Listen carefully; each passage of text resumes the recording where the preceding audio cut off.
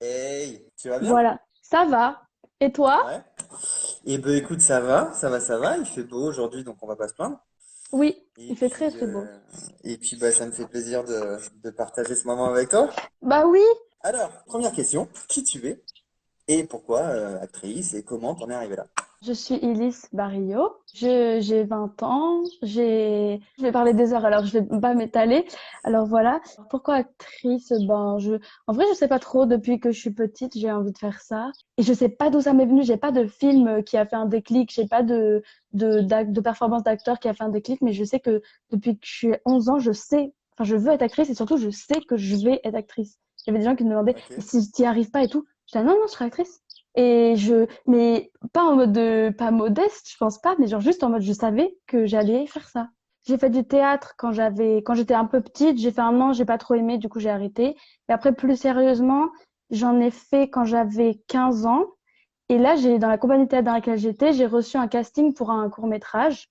Et je l'ai passé et j'ai eu le rôle principal de ce court-métrage. On a tourné ce film et ce film a été en festival au festival de Cabourg. En fait, là-bas, j'ai gagné le prix de meilleure actrice dans un court-métrage. La présidente, c'était Juliette Binoche et tout. Enfin, c'était vraiment un vrai truc, tu vois. Et après, suite à ça, j'ai trouvé un agent. Voilà. Et maintenant, je fais des castings, je fais des films, bah, grâce à mon agent. Aussi, j'étais au conservatoire de théâtre de Tours. Voilà. C'est pas bien? Si, c'est très bien. C'est très bien. Tu viens de C'est répondre à plein de brouillon? questions en fait. Non, c'est très bien, c'est très bien. Et du coup, écoute, je te propose c'est de rebondir tout de suite sur une question qui concerne l'agent. As-tu un agent? Et si oui, comment as-tu fait pour en trouver un aussi jeune? J'ai cherché un agent avec mon père. Mon papa m'a beaucoup aidé dans toutes les démarches, tout ça. J'ai cherché un agent avec mon Ok. père et on en a contacté.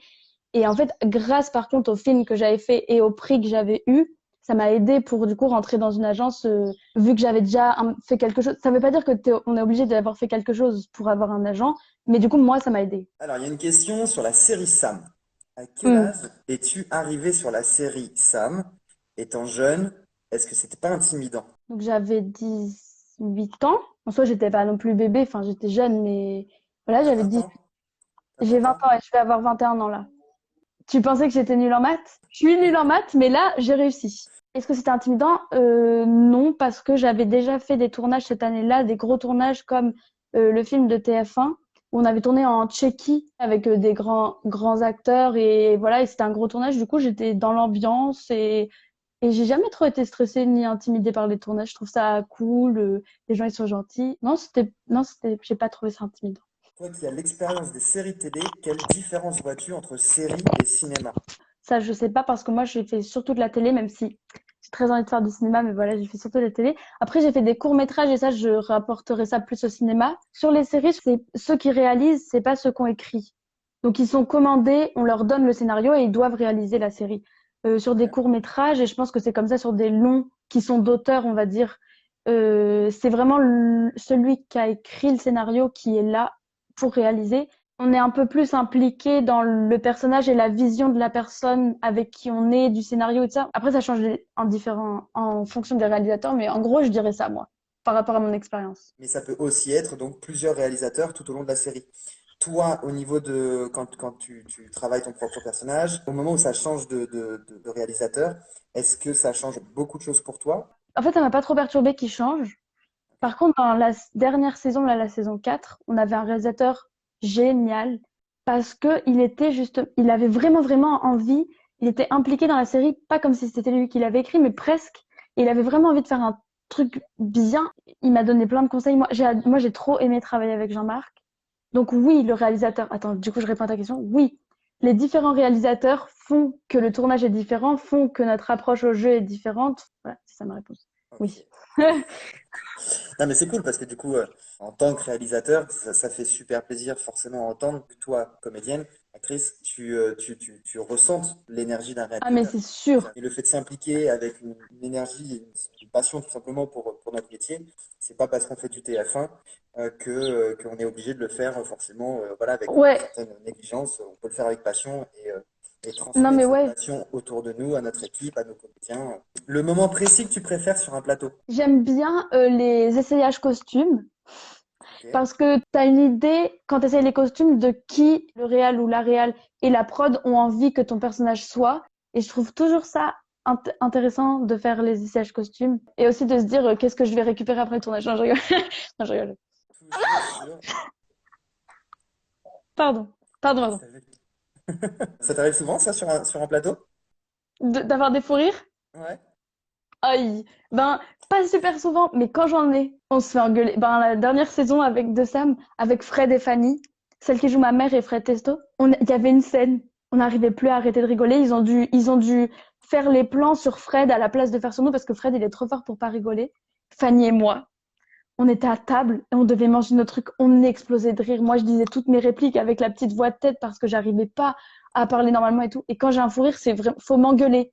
Ça, c'est drôle. Les fous rires, c'est vraiment. Après, ça, c'est des moments qui sont marrants parce qu'effectivement, t'as des réals. Enfin, moi, je sais que quand on part dans une dynamique de fou rire, c'est des moments que j'apprécie énormément parce que c'est des moments enfin, de bien-être absolu où tu dis, on est quand même super content d'être là, de partager ces choses-là. Et souvent, quand ça se répercute sur tout le staff, et là, tu te dis, c'est juste super. Est-ce que tu es plutôt du genre super préparé ou tu es plutôt du genre complètement à l'arrache? Eh bien, je suis plutôt du genre, pas complètement, mais à l'arrache ou. Mais ok, ok, ok, mais je suis sérieuse quand même. Non, mais je voudrais dire. Mais ça dépend pour quel casting j'y vais. En vrai, je suis plutôt. Non, quand même, je suis plutôt un peu là.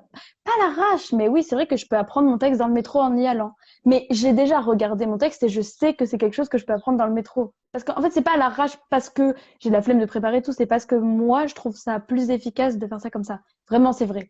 Je te jure, c'est vrai. Tu t'es en train de te moquer de moi, mais vraiment, je te Pas jure, du c'est tout. vrai. Mais je veux dire que ça ne va pas pour tous les castings. S'il y a un gros changement d'époque ou s'il y a un gros changement de personnage ou si ton personnage il est autiste ou des choses comme ça, faut préparer en vrai. Tu peux pas faire tout le temps. Oui. Tu peux pas passer en 12 tout le temps. Non, non, vraiment. On a Zélie Martens qui te demande est-ce que tu aimerais jouer dans un film étranger? Eh bien, oui, j'aimerais beaucoup parce que du coup, je parle anglais et j'aimerais beaucoup jouer dans un film anglais. Et d'ailleurs, j'avais eu un rôle dans un film. Il avait été repoussé pour des questions je ne me rappelle plus. Il devait être tourné là, au printemps. Et là, bah là, ça va être compliqué. Parce que c'est vraiment différent de jouer dans d'autres langues.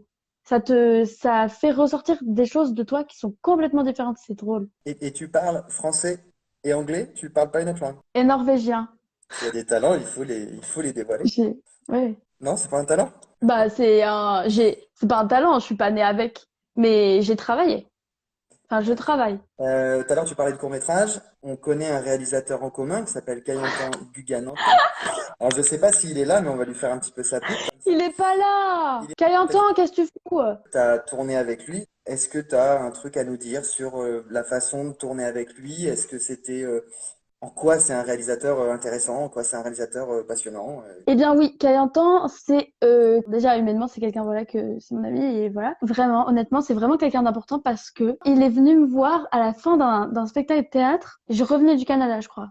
Donc j'avais 17 ans et il m'a dit oui, je fais des films et tout ça, j'ai vraiment trop aimé ce que tu as fait et tout ça, peut-être on pourrait se voir et tout.